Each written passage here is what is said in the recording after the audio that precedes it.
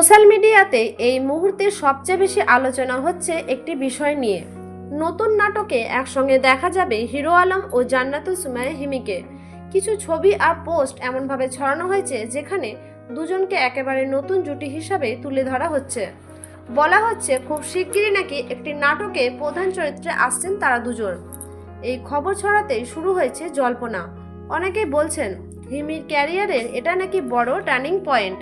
আবার কেউ কেউ প্রশ্ন তুলছেন হিরো আলমের সঙ্গে কাজ করার সিদ্ধান্ত কি হিমি নিজেই নিয়েছেন। এমনকি নীলু আলমগীরের নামও ঘুরে ফিরে আসছে এই আলোচনায়। নেট দুনিয়ায় কেউ কেউ দাবি করছে এই নাটক নিয়েই নাকি ভেতরে ভেতরে নানা কথা চলছে। ভাইরাল হওয়া ছবিগুলো দেখে অনেকে নিশ্চিত হয়ে গিয়েছিলেন হিরো আলম ও হিমির নতুন নাটক প্রায় কনফার্ম। শুটিং শুরু হয়ে গেছে বলেও দেখা হয়েছে কয়েকটি পেজে। কিন্তু এখন আসল সত্যটা জানা দরকার।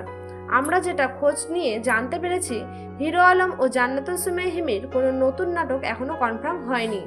সোশ্যাল মিডিয়ায় যে পোস্টার আর ছবি ছড়ানো হয়েছে সেগুলোর বেশিরভাগই এডিট করা বা পুরনো ভিজুয়াল ব্যবহার করা বানানো। অর্থাৎ নতুন নাটকে একসঙ্গে দেখা যাবে এই খবরটা এখনো গুজবই। এই বিষয় নিয়ে আপনার কি মতামত কমেন্টে অবশ্যই জানাবেন। ধন্যবাদ।